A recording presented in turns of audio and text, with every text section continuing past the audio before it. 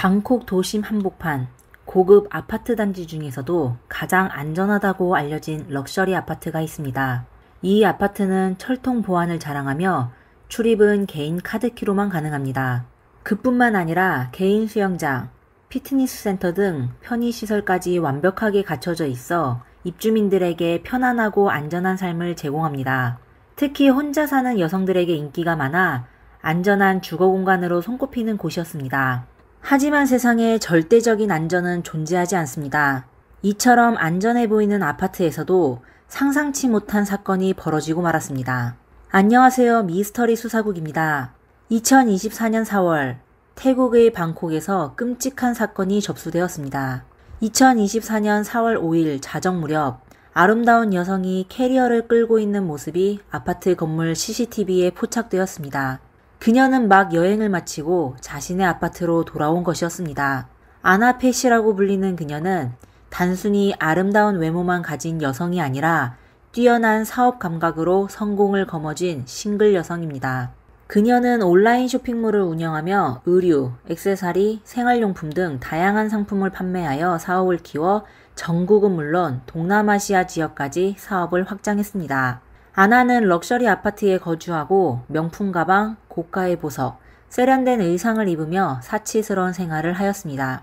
하지만 사업에 매진하여 연애할 시간이 부족했던 그녀는 항상 혼자였습니다. CCTV 화면을 확인해 보면 그녀는 2024년 4월 5일 밤 11시 40분에 승용차를 운전하고 아파트 주차장에 들어섰습니다. 이어 그는 녹색 캐리어를 끌고 지하 주차장의 엘리베이터를 이용해 10층에 위치한 자신의 집으로 향합니다. CCTV 영상 속 아나는 이어폰을 끼고 친구와 통화를 하고 있었습니다. 상대는 그녀의 절친 A로 두 사람은 편안하게 대화를 나누며 미래 여행 계획과 다음날 저녁 식사 약속에 대한 이야기를 하고 있었습니다. 아나는 친구 A에게 하루 종일 100벌이 넘는 의류 샘플과 액세서리를 촬영하여 몸이 너무 지쳐서 빨리 집으로 가 뜨거운 물로 샤워를 하고 침대에 누워 자고 싶다고 말합니다. 전화 속 아나는 호수가 보이는 자신의 아파트에 대한 애정을 표현하며 발코니에서 내려다보면 야외 수영장이 얼마나 아름다운지 묘사합니다. 아나의 아파트 가격이 비싸지만 안전하고 경비원들도 책임감이 넘친다고 언급합니다. 아나는 복도를 따라 자기 집 문 앞에 도착해 문을 열고 들어갑니다. 하지만 이때 이상한 일이 발생합니다. 전화기 너머의 A는 아나의 열쇠가 딸깍거리는 소리를 듣고 그녀가 아파트 안으로 들어간 것으로 생각했습니다. 그런데 곧 전화기에서 아나의 비명이 들리더니 전화가 끊어져 버린 겁니다. CCTV 화면은 아나가 현관문을 열고 들어가자 불이 켜지고 문이 닫히는 장면을 보여줍니다. 겉으로 보기에는 아무런 이상이 없습니다. 하지만 아나의 불안한 비명과 갑작스러운 전화 끊김은 친구 A의 마음을 불안하게 만들었습니다. A는 즉시 아나에게 전화를 걸었지만 그녀는 전화를 받지 않았습니다. A는 아나를 걱정하게 되어 그녀를 찾아가려고 했는데 혼자 가기에는 두려워 아나와 함께 친한 남성 친구 베니를 찾아 같이 아나의 아파트로 향했습니다. 새벽 1시경 베니는 A와 아나의 아파트 앞에 도착했지만 아파트 경비원의 막음으로 아파트로 들어갈 수 없게 되었습니다. 두 사람은 아나의 친구라고 설명하며 전화로 그녀의 비명을 듣고 그 뒤로 연락이 안 된다고 말했지만 경비원은 여전히 시간이 늦어 아파트 주민의 허락 없이 두 사람을 아파트 안으로 보낼 수 없다고 말했습니다. 그러다 경비원은 두 사람의 설명을 듣고 직접 아나에게 연락을 시도하였지만 역시 응답이 없었습니다. 이에 경비는 아나가 잠들었을 가능성이 있다며 잠시 기다려달라고 했습니다. 하지만 A와 베니는 더 이상 기다릴 수가 없다며 경비원에게 바로 아나의 아파트로 가 그녀의 안전을 확인해달라고 요구하였습니다. 세 사람은 이렇게 10분 동안 서로의 주장을 밝히다가 경비원은 결국 두 사람과 같이 아나의 집으로 향하기로 했습니다. 경비원은 만일의 경우를 대비하여 아파트 관리사무소에 있는 마스터키를 챙겼습니다. 세 사람은 엘리베이터를 타고 10층에 도착했습니다. 경비원은 아나의 집 초인종을 누르고 자신들의 신분을 밝혔지만 집안에서는 아무런 응답이 없었습니다. A와 베니는 점점 불안감을 느끼게 되어 경비원에게 문을 열어달라고 재촉했습니다. 경비원은 잠깐 망설이다가 결국 문을 열게 되었습니다. 당시 새벽 1시 22분 A가 아나의 비명을 들은 지 약 1시간 반이 지난 시점이었습니다. 경비원이 마스터키로 현관문을 열자 어둠 속의 으슥한 분위기 속에 이상한 냄새를 맡게 되었습니다. 경비원은 불을 켜고 자신의 신분을 밝혔지만 아나는 역시 아무런 반응이 없었습니다. 불이 켜지자 세 사람은 눈앞의 광경에 놀라 움직일 수 없게 되었습니다. 한 여자가 얼굴을 아래로 향한 채 붉은 액체 속에 누워 있었는데 알고 보니 바로 아나였습니다. 아나의 머리는 거의 붉은 액체로 뒤덮여 있었습니다. 도대체 누가 그녀를 이렇게 잔혹하게 공격했을까요? 경비원은 용기 내어 아나에게 다가가 그녀가 살아있는지 확인하고 다른 사람은 911로 신고 전화를 걸었습니다. 당시 아나의 방 안은 완전히 엉망진창이었습니다. 모든 서랍은 열려 있었고 옷장 안의 옷과 물건은 바닥에 널려 있었는데 마치 누군가가 집 전체를 털어간 것 같았습니다. 곧 경찰과 구급대가 도착했습니다. 구급대원들은 아나에게 심폐소생술을 시도했지만 아무런 소용이 없었습니다. 경찰은 현장을 봉쇄하고 수사에 착수했습니다. 법의학자의 부검 결과에 따르면 아나의 목, 얼굴, 팔에는 여러 개의 날카로운 무기로 인한 상처가 있었는데 그중 대부분은 방어적인 상처라고 했습니다. 이는 아나가 숨지기 전에 격렬하게 저항했다는 걸 증명했습니다. 그리고 아나의 숨진 시간은 경비와 친구들이 그녀의 방 안으로 들어가기 몇 분 전으로 추정되었습니다. 법의학자는 아나의 치명적인 상처가 목 부위에 있었고 범인이 동맥을 끊어 과다출혈로 숨지게 됐다고 했습니다. 친구 A가 아나의 비명을 들었다는 증언과 아나의 숨진 원인을 종합해 볼 때 경찰은 아나의 사건을 계획된 범죄로 추정했습니다. 다만 개인적인 원한으로 범행을 저질렀는지 단순 강도로 사람을 해치게 됐는지는 확실하지 않았습니다. 아시다시피 동맥은 심장에서 신체 각 부위로 혈액을 전달하는 주요 혈관입니다.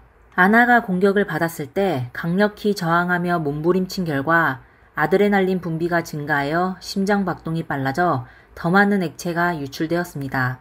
전문가들은 아나가 몇 초 만에 의식을 잃었을 가능성이 높다며 즉 아나가 오랫동안 고통을 겪지 않았을 거라고 했습니다. 범죄 현장을 살펴본 결과 집안은 침입당한 흔적이 있었습니다. 경찰은 범인이 아나의 집에 숨어 그녀가 집에 돌아오기를 기다렸고 그녀가 집 안으로 들어오자마자 공격을 당한 것으로 추정했습니다.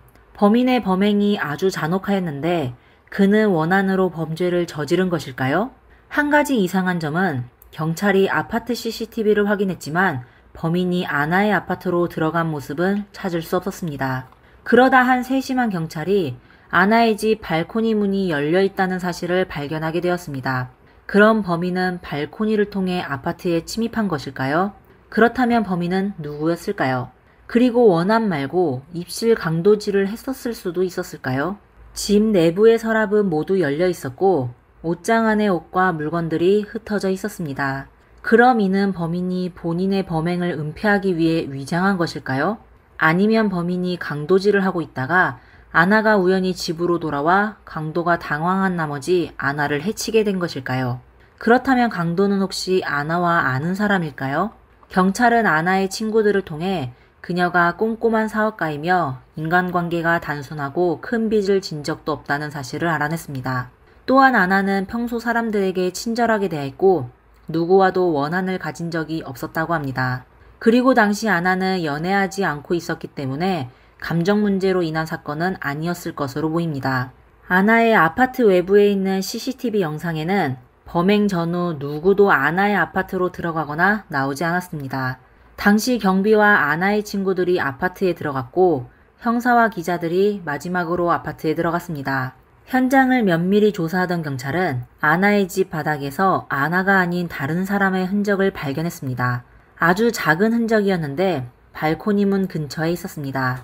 아나의 집 발코니 문이 열려 있었다는 점을 고려하여 경찰은 범인이 발코니를 통해 아나의 집에 침입했다고 추측했습니다. 추측이 맞다면 그가 아파트의 CCTV에 포착되지 않은 것도 설명이 됐습니다. 아나의 아파트는 10층에 위치해 있었고 9층은 아파트 공용 피트니스 센터와 인공 수영장이었습니다. 경찰은 범인이 9층 수영장을 통해 10층 아나의 발코니로 올라갔다가 범행을 마친 후 다시 수영장과 피트니스 센터를 통해 도주했을 가능성을 의심했습니다. 이렇게 경찰은 9층으로 가 증거를 찾기 시작하여 결국 9층 수영장 근처의 구석에서 붉은 액체가 묻은 남성용 파란색 수영복을 발견하게 되었습니다. 이는 범인의 도주 경로가 발코니와 수영장을 통해 이어졌다는 걸 증명하였습니다. 그럼 각 층 사이에 아주 큰 간격이 있어 사람이 쉽게 오르내리기 어려웠는데 범인은 어떻게 10층으로 올라간 것일까요? 밧줄이나 사다리가 있으면 10층 발코니와 9층 수영장을 오갈 수도 있을 것 같았습니다. 또한 야외 수영장의 폭은 10층 발코니에서 9층 수영장으로 뛰어내렸을 때 착지 시 점프와 구르기를 할 수 있을 만큼 넓었습니다. 당시 경찰은 이것이 범인이 도주할 수 있는 거의 유일한 경로라고 생각하여 그들의 추측을 증명할 수 있는 아파트 내부의 CCTV와 카메라 영상을 분석했지만 범인의 모습은 찾아내지 못했습니다. 그러다 경찰은 아파트의 발코니를 향한 부분이 CCTV의 사각지대라는 사실을 알게 되었습니다. 아마 아무도 10층 높이의 발코니를 오르내리는 사람이 있을 거로 생각하지 못했기 때문에 설치하지 않았을 겁니다. 특수요원이나 고기사가 아닌 이상 누가 그런 능력이 있을까요? CCTV로 가득한 아파트 건물에서 범인은 마치 공기처럼 사라졌습니다. 사건은 푸른색 수영복 바지 하나만 남겨졌고 모든 단서가 끊겼습니다. 경찰은 범인이 아파트 건물 내 다른 CCTV에 포착되었을 걸로 생각했지만 그마저도 확인할 길이 없었습니다. 경찰은 밤 12시 이후 아파트를 드나든 모든 사람을 조사했지만 범인을 찾지 못하여 사건은 교착 상태에 빠지게 되었습니다. 범인은 도대체 어떻게 아무런 흔적도 없이 증발하게 되었을까요? 경찰은 우선 수영장에서 발견한 푸른색 수영복 바지를 실험실로 보낸 이후 다시 한번 아파트를 샅샅이 뒤지기 시작했습니다. 수영복에 묻은 흔적은 아파트에서 발견된 소량의 붉은 흔적과 일치했습니다. 전문가들은 범인이 키가 작고 체격이 건장한 젊은 남성일 것으로 추정했습니다. 범인을 찾을 수 있는 결정적인 단서는 수사관들이 발코니를 다시 한번 철저히 조사하던 중 발견되었습니다. 매우 희미한 붉은 흔적이 발코니 위쪽으로 이어져 있었습니다. 이에 경찰은 그동안 잘못된 방향으로 수사를 진행해 왔다는 것을 깨달았습니다. 범인은 도피할 때 10층에서 9층으로 뛰어내린 것이 아니라 위층으로 올라갔던 것입니다. 일반인에게는 불가능해 보이지만 건장하고 능력 있는 사람이라면 충분히 가능한 일이었습니다. 이렇게 경찰은 위층을 조사하기 시작했습니다. 하지만 11층은 비어 있었고 발코니 문은 억지로 연 흔적도 없었습니다. 이에 경찰은 포기하지 않고 12층까지 조사를 확대하고 건물의 모든 사람들을 조사했습니다. 12층 주민의 초인종을 누르자 젊은 남성과 여성이 문을 열었습니다. 마치 부부처럼 보였습니다. 남자의 얼굴과 손에는 새롭게 생긴 긁힌 자국이 있었습니다. 이 남자에 대한 모든 것은 경찰이 추측한 것과 유사했습니다. 경찰은 그에 대해 간단히 질문을 마친 후 두 사람을 경찰서로 데려가 따로 신문하였습니다. 남자는 자신을 지라와 중이라고 소개했습니다. 32살의 그는 왕립 무장부대본부에서 근무하는 군인이며 여자친구와 함께 살고 있다고 말했습니다. 그는 사건 당일 밤 혼자 집에 남아 세탁과 청소 등 집안일을 했다고 진술했습니다. 그는 비명을 듣지 못했고 피해자인 아나를 전혀 알지 못한다고 주장했습니다. 심지어 같은 아파트에 아나라는 사람이 살고 있는지조차도 몰랐다고 말했습니다. 그리고 얼굴에 있는 긁힌 자국에 대해 그는 아무렇지도 않게 여자친구와 그날 밤 다투다 생긴 거라며 아나에게 긁힌 것이 아니라고 했습니다. 반면 그의 여자친구는 아주 솔직했습니다. 그녀는 사건 당일 새벽 1시 55분경에 집에 돌아왔는데 아파트 앞에 경찰차와 경찰들이 많이 있는 것을 보았다고 말했습니다. 그리고 집 안으로 들어가 보니 남자친구가 빨래와 청소를 하고 있었다고 했습니다. 그녀는 남자친구가 평소 게으른 편이었고 청소를 하는 일이 거의 없어 아주 의아했다고 했습니다. 하지만 이미 늦은 시간이었기 때문에 두 사람은 곧바로 잠자리에 들게 되어 남자친구의 이상한 행동에 대해 별다른 생각을 하지 않았다고 말했습니다. 여성의 진술에서 남자친구와 다툰 이야기가 언급되지 않아 경찰은 두 사람이 그날 밤 혹시 충돌이 있었는지를 물었습니다.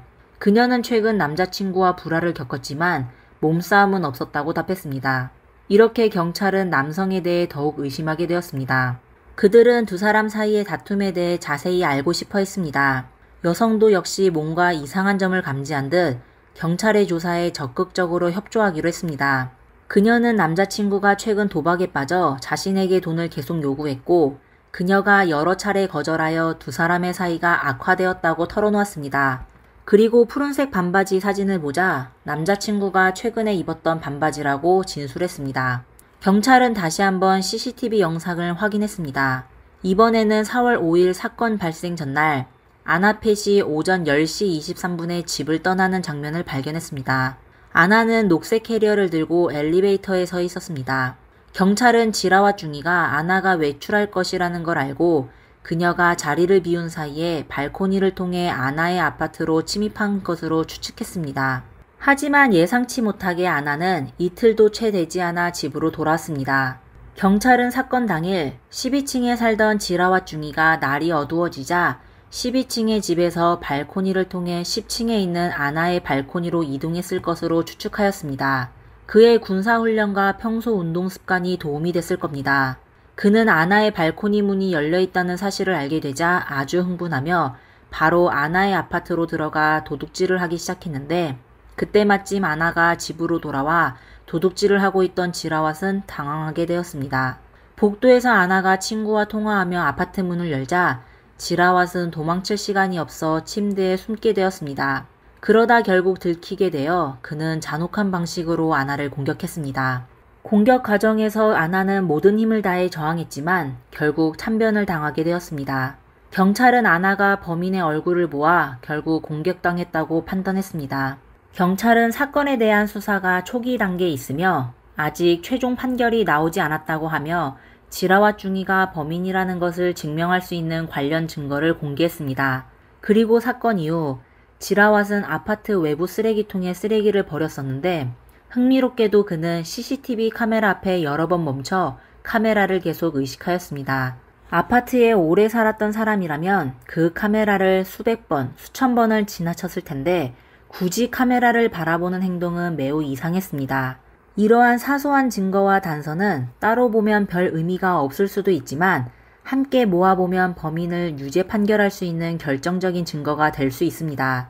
아나가 혼자 살고 있었기 때문에 그녀의 집에 얼마나 많은 현금과 귀중품이 있었는지는 알 수 없었습니다. 따라서 그녀의 재산 피해 액수를 정확히 파악할 수 없었습니다. 하지만 경찰은 이후 지라와 중이와 여자친구의 아파트에서 귀중한 보석을 발견했습니다. 보석은 장식용 조각상의 입안에 숨겨져 있었습니다. 지라와 중이의 여자친구는 그 보석이 자신의 것이 아니라고 하며 본 적도 없다고 했습니다. 그리고 아나의 친구들은 경찰서에서 아나가 생전에 그 보석을 착용했던 것을 확인해 주었습니다. 경찰은 12층 아파트에서 범행에 사용된 것으로 추정되는 도구를 발견했습니다. 그것은 붉은 흔적이 묻은 푸른색 날카로운 물건이었습니다. 이상한 게 지라와 중이가 쓰레기를 버렸을 때 왜 범행 도구를 같이 버리지 않았을까요? 그렇게 중요한 증거를 그대로 남겨두면 본인의 범행이 쉽게 드러날 수 있다는 걸 모르고 있었을까요? 하지만 모든 증거는 지라와 중이가 진범이라는 걸 증명하였습니다. 훈련만 받아온 군인인 그는 일반인의 사고방식과 달리 행동했을 가능성이 높았습니다. 예를 들어 그는 범행 후 10층에서 9층으로 뛰어내리는 대신 반대로 위로 올라갔습니다. 그리고 9층 수영장에서 발견된 푸른색 반바지는 그가 경찰을 속이기 위해 일부러 버린 것일 수도 있습니다. 지라와 중이는 훈련받은 군인답게 아주 영리하고 몸도 날렵했습니다. 그리고 그는 체포된 후에도 경찰의 신문에 당당하게 대처했습니다. 결국 경찰은 그의 사건을 군사법원으로 이송했습니다. 현재 그는 교도소에서 재판을 기다리고 있는데 만약 유죄 판결을 받게 되면 그는 극형에 처할 가능성이 컸습니다. 그리고 그의 여자친구는 기소되지 않고 증인으로 서게 되었습니다. 아나는 아름답고 성공한 여성으로 자정 무렵에 지친 몸으로 집으로 돌아가 강도에게 피해를 입었습니다. 사실 아나의 비명을 들었던 친구 A가 바로 경찰에 신고하지 않고 친구와 함께 그녀의 집으로 확인하러 간 것도 잘못된 건 아닙니다. 하지만 만약 A가 사건의 위험성을 알아내 즉시 경찰에 신고했더라면 경찰이 현장에 도착했을 것이고 아나의 목숨을 구할 수 있었을지도 모릅니다. A와 남성 친구 그리고 아파트 경비원이 아나의 집에 도착했을 때 이미 아나의 비명이 들린 지 거의 2시간이 지났을 때였습니다. 아나의 소중한 목숨은 이렇게 사라지게 되었습니다. 아나는 단지 발코니 문을 잠그지 않았을 뿐입니다. 이 사건은 다시 한번 혼자 사는 사람들에게 경각심을 일깨워주며 어떤 상황에서도 방심해서는 안 된다는 걸 알려주었습니다. 아무리 보안이 철저한 고급 주거 환경이라도 외출 전에 문과 창문이 잠겨 있는지 확인해야 합니다. 이상 미스터리 수사국이었습니다. 영상이 마음에 드셨다면 좋아요와 구독, 댓글 부탁드립니다. 감사합니다. 다음 영상에서 뵙겠습니다. 안녕하세요. 미스터리 수사국입니다. 오늘의 이야기는 태국 북동부 나콘라 차시마에서 벌어졌습니다. 나콘라 차시마는 태국에서 가장 큰 면적을 가진 지역으로 수도 방콕에서 260km 떨어진 곳에 있습니다. 2023년 11월 왕남교연 1번 마을에서는 아름다운 결혼식이 열렸습니다. 신랑의 이름은 차투롱 쑥쑥으로 29살의 장애인 운동선수였고 신부는 깐차노 파춘추액 44살의 미용사였습니다. 두 사람은 15살의 나이 차이를 극복하고 결혼에 골인했습니다. 많은 친척과 친구들의 축복 속에 태국 전통 의상을 입은 신랑 신부는 아주 행복해 보였는데 이 아름다운 결혼식에 끔찍한 비극이 닥칠 줄은 아무도 모르고 있었습니다. 지금부터 태국의 끔찍한 결혼식 이야기를 소개해 드리겠습니다.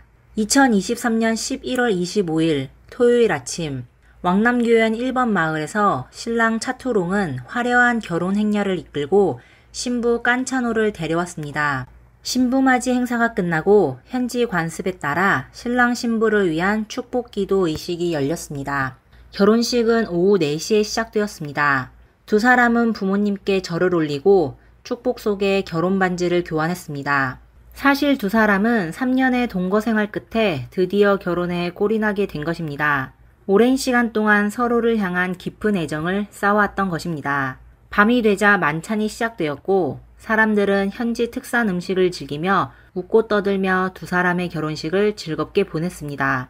그러다 신랑과 신부가 다투게 됐는데 금세 사그라들었습니다. 신랑은 침울한 표정으로 혼자 식탁에 앉아 아무런 말도 하지 않았습니다. 몇몇 손님은 신랑 차투롱이 불안해 보이는 것을 눈치챘지만 대부분 손님은 신랑이 너무 기뻐 술에 취해 감정 기복이 있었던 것으로 생각했습니다. 이렇게 신랑 신부가 다툼을 끝낸 이후 사람들은 다시 즐거워했습니다. 그러다 밤 11시 30분이 되자 신랑 차투롱이 갑자기 자리에서 일어나 문 쪽으로 걸어갔습니다. 주변 손님들은 그의 이상한 행동에 주목하게 되어 순간 파티는 침묵에 빠지게 되어 몇몇 손님들은 웅성거리기 시작했습니다. 그리고 2명의 손님은 신부 깐차노에게 다가가 무슨 일인지 물어보려고 했는데 자리를 비웠던 신랑 차투롱이 다시 파티로 돌아왔습니다. 그는 한 손을 주머니에 넣고 얼굴이 굳어 있었습니다. 차투롱이 나타나자 손님들의 웅성거림은 멈추고 모두 그를 멍하니 바라보기만 했습니다. 이때 차투롱은 주머니에 넣었던 손을 꺼냈는데 손에는 무기가 들려 있었습니다. 모든 손님이 지켜보는 가운데 차투롱은 신부를 향해 사격하기 시작했습니다. 날카로운 사격 소리가 고요한 밤을 찢더니 20초 동안 그는 12번의 사격을 하여 신부와 주변에 있던 몇몇 사람들이 쓰러지게 되었습니다. 결혼식장은 순식간에 악마의 소굴로 변했고 비명과 살려달라는 소리와 함께 손님들은 도망치기 시작했습니다. 그 후 차투롱은 자신의 관자놀이에 총구를 대고 주저없이 방아쇠를 당겼습니다. 행복으로 가득했던 결혼식은 신랑의 순간적인 결정으로 끔찍한 비극으로 변했습니다. 신랑이 쓰러지자 몇몇 손님들은 진정을 되찾고 경찰에 신고했습니다. 신고를 받고 현장에 도착한 경찰들은 수많은 사건을 접했지만 역시 눈앞에 벌어진 광경에 충격을 받게 되었습니다. 결혼식이 열렸던 마당에는 테이블과 의자가 뒤집혀 있었고 깨진 물건과 깨진 맥주병들이 어지럽게 널려 있었습니다. 그리고 가장 충격적인 것은 바로 그 가운데 누워있는 이미 숨진 5명의 사람이었습니다.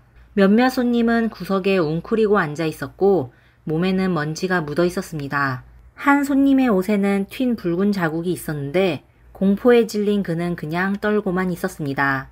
경찰의 초기 조사 결과에 따르면 이 비극적인 범인은 바로 신랑 차투롱이었고 현장에 있는 5명의 피해자 중 가장 눈에 띄는 사람은 그였는데 그는 아주 차분하게 본인의 목숨을 끊었습니다.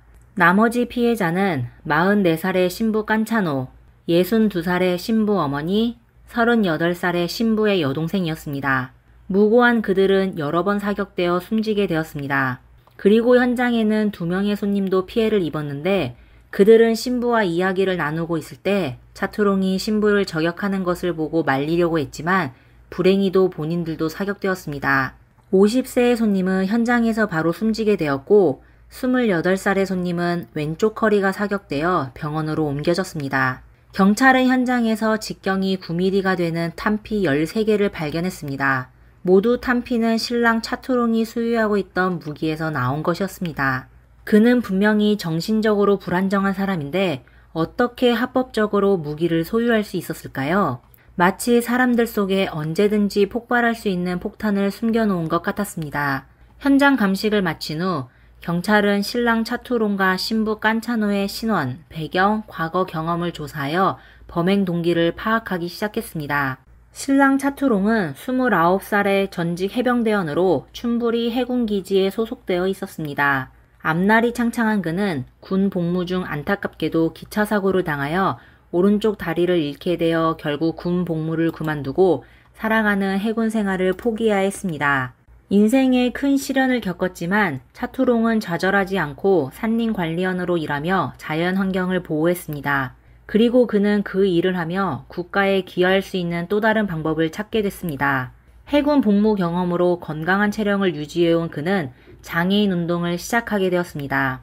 끊임없는 훈련을 통해 그는 장애인에서 장애인 운동선수로 변신했고 장애를 극복하여 수영과 양궁 두 분야에서 재능을 보였고 여러 대회에 참가하여 실력을 선보였습니다. 2022년 인도네시아에서 제11회 동남아시아 장애인 경기대회가 열렸습니다. 차투롱은 태국 대표로 수영과 양궁 두 종목에 출전하여 결국 수영에서 은메달을 획득했고 사람들의 존경을 받게 됐으며 또 많은 사람들의 롤모델이 되었습니다. 차투롱은 2023년 12월 태국 난코란 차시마에서 열리는 또 다른 국제 장애인 스포츠 대회에도 출전할 계획이었습니다. 대회는 결혼식 일주일 후에 열리는데 모두가 그가 다시 한번 경기장에서 멋진 모습을 보여줄 것이라고 기대했지만 모든 건 산산조각 났습니다. 신부 깐차노는 44살의 미용사로 사람들이 부러워할 만큼의 아름다운 외모를 가지고 있었습니다. 그녀는 대담하고 자신감이 넘쳤으며 밝고 활기찼습니다. 그녀는 전 남편과 2명의 아이를 두고 있었습니다. 첫 번째 결혼이 실패했지만 그녀는 여전히 삶의 열정을 잃지 않았습니다. 깐차노는 차투롱보다 15살이 많았지만 나이는 두 사람의 사랑을 막을 수 없었습니다. 그녀는 미용사 일을 하여 평상시 피부 관리에 신경을 많이 써 실제 나이를 알아볼 수 없을 정도로 젊어 보였고 차투롱과 함께 있을 때 두 사람은 아주 잘 어울렸습니다. 결혼 전 깐차노와 차투롱은 이미 3년간 동거하였습니다. 그녀는 차투롱과 사귀는 동안 종종 두 아이를 데리고 전 남편을 방문하였습니다.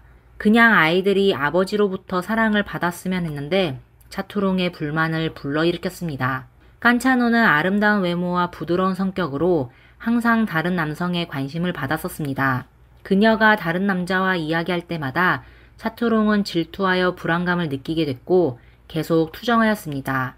매번 깐차노가 전 남편의 집을 방문하기만 하면 두 사람은 다투게 되었습니다. 하지만 당시 깐차노는 남자친구가 본인을 너무 사랑하여 소유욕으로 질투하는 걸로 생각하여 심각하게 받아들이지 않았습니다. 깐차노는 차투롱의 감정을 깊이 이해하려고 노력하지 않았습니다. 그녀는 이것이 단지 일상생활에서 일어나는 아주 사소한 일이고 두 사람의 관계에 큰 영향을 주지 않을 것으로 생각했습니다. 그녀는 전 남편을 방문하는 것이 단지 아이들을 위한 거지 과거 감정에 대한 회귀가 아니라고 생각했습니다. 그녀는 차투롱과 동거하는 동안 항상 두 사람의 관계에 대해 아주 진지했습니다.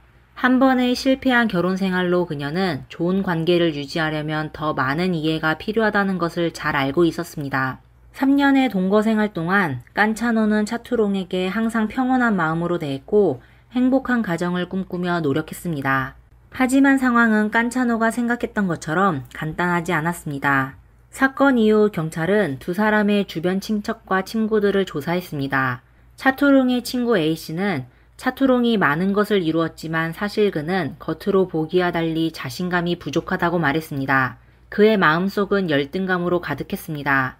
그는 자신과 깐차노의 나이 차이, 인생 경험의 차이, 그리고 자신의 장애 때문에 본인이 다른 건강한 남자들보다 못하다고 생각했습니다. 깐차노는 그를 끊임없이 감싸놨지만 차투롱의 자신감을 회복시키는 대신 오히려 그의 열등감을 더욱 자극했습니다.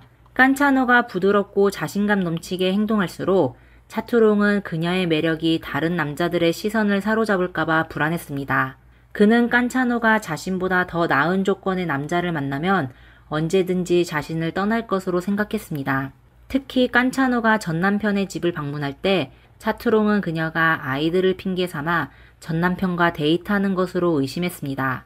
차투롱은 본인이 깐차노의 마음속에서 전남편보다 중요하지 않다고 느꼈고 깐차노가 결국 자신을 버리고 전남편과 다시 합칠까봐 두려워했습니다. 깐차노의 전남편은 그녀와 어떠한 불륜관계도 없었다고 주장했습니다. 그는 단지 아이들의 교육 문제를 논의하기 위해 깐차노를 만났을 뿐이며 깐차노가 차투롱을 배신한 적은 전혀 없었다고 강조했습니다. 친구 A씨의 진술과 함께 심리학자는 차투롱의 열등감과 질투심이 결혼 생활에서 심각한 문제를 일으킬 수 있다고 지적하며 그의 문제는 외부의 평가 때문이 아니라 그의 자기인식에서 비롯된 것이라고 분석했습니다. 심리학자는 또한 만약 깐차노가 차투롱의 내면적 갈등을 파악하여 깊이 있는 대화와 소통을 통해 서로의 부정적인 감정을 해소하고 두 사람의 결혼에 대해 더욱 긍정적인 인식을 갖도록 했으면 이 비극을 막을 수 있었을지도 모른다고 말했습니다. 그러다 현장에 있었던 B씨가 이 끔찍한 결혼식이 발생하게 된 새로운 이유를 증언하였습니다. 그는 결혼식 만찬 중에 차투롱과 깐차노가 다투게 된 장면을 목격했다고 하였습니다. 두 사람은 다른 손님들에게 방해가 되지 않도록 소리를 낮췄지만 싸움이 커지며 소리도 함께 커지게 되었습니다. 마침 당시 B씨는 바로 옆자리에 앉아 있어 두 사람의 대화 내용을 어렴풋이 듣게 되었습니다. B씨는 당시 차투롱의 얼굴이 빨갛게 달아올라 매우 화가 난 상태였고 깐차노는 차분한 표정과 단호한 눈빛으로 차투롱과 맞섰다고 했습니다. 그러다 두 사람은 소란이 다른 손님들의 시선을 받게 됐다는 걸 깨닫게 되고 결혼식의 분위기를 망가뜨리기 싫어 다툼을 그만두게 되었습니다. B씨는 두 사람의 다툼에서 예물에 대한 이야기를 어렴풋이 듣게 됐다고 말했습니다. B씨는 당시 들었던 내용을 바탕으로 이 사건을 추측했습니다. 차투롱은 결혼식 비용을 지불하기 위해 깐차노에게 혼인 예물의 일부를 사용하자고 요구했습니다. 이를 통해 깐차노가 자신을 얼마나 소중하게 생각하는지 그리고 이 결혼에 얼마나 헌신하는지 확인하고 싶었던 것입니다. 하지만 깐차노는 그의 제안을 단호하게 거부했고 차투롱은 예상치 못한 거절에 분노했습니다. 그는 깐차노가 미래에 자신을 버리고 다른 남자와 사귈 것이라고 확신했고 혼자 술을 마시며 깐차노가 바람을 피울지도 모른다는 생각에 사로잡혔습니다. 그리고 일상생활에서 일어났던 사소한 일들을 떠올리며 자기 생각을 증명하려고 했었습니다. 차투롱의 열등감과 질투심 그리고 과도한 음주는 깐차노와의 다툼으로 결국 그를 폭발하게 했습니다. 그는 생각할수록 분노했지만 결혼식장에서 체면 때문에 분노를 억눌렀습니다. 하지만 억눌린 분노는 계속 차올라 몸을 갉아먹었고 그는 갑자기 자리에서 일어나 승용차로 가서 사격 도구를 가져온 후 다시 결혼식장으로 돌아와 사람들에게 사격하였습니다. 경찰 조사 결과 차투롱이 범행에 사용한 무기와 탄약은 합법적으로 구매한 것으로 드러났습니다. 그는 군복무 경험이 있었고 제대 후에도 사격을 즐겼기 때문에 항상 무기와 탄약을 가지고 다녔습니다. 차투롱은 사격할 때 주저하지 않고 표정 하나 변하지 않은 채 연이어 방아쇠를 당겼습니다. 그는 신부 깐차노 그리고 신부의 어머니와 여동생을 향해 사격했을 뿐만 아니라 2명의 무고한 손님 중 1명을 숨지게 하고 1명을 다치게 했습니다. 또 마지막으로 그는 스스로를 사격하여 결국 숨지게 되었습니다. 그의 행동은 조금의 망설임 없이 이루어졌고 홧김에 범행을 저지른 게 아닌 것 같았습니다. 사건 당일 밤 근처에 사는 70세의 이웃은 큰 소리를 들었는데 처음에는 폭죽 소리라고 생각했지만 나중엔 사격 소리라는 걸 깨닫게 되었습니다. 차투롱의 결단력과 행동력은 아주 깔끔했는데 사람들은 그의 정신 상태가 이상이 있는 게 아닌지 생각하게 되었습니다. 정신과 전문의는 차투롱의 행동이 정상적이지 않다고 하며 그가 정신질환으로 극단적인 행동을 할 수 있었다고 했습니다. 사실 그가 정신질환을 앓고 있었는지는 일련의 과학적 검사를 통해 확인해야만 알 수 있지만 현재로서 그는 이미 고인이 되어 확인할 수 없습니다.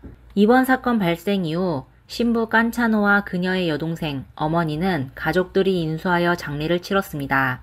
신랑 차투롱은 고향 삐마이현에 사찰로 옮겨졌고 다른 피해 손님도 가족들이 인수하여 같은 곳으로 옮겨졌습니다. 결혼식은 인생에서 가장 기쁜 날이지만 신랑 차투롱은 술에 취해 감정을 제어하지 못하고 끔찍한 비극을 저질렀습니다. 그는 용서할 수 없는 죄를 저질러 자신을 포함한 소중한 목숨을 빼앗았습니다. 기쁨이 슬픔으로 뒤바뀐 이 비극은 우리에게 많은 생각을 남기며 가슴 아픈 교훈을 새삼 일깨워줍니다. 이번 영상은 여기까지입니다. 시청자 여러분은 이 사건에 대해 어떻게 생각하시나요? 댓글에 여러분의 생각을 남겨주세요.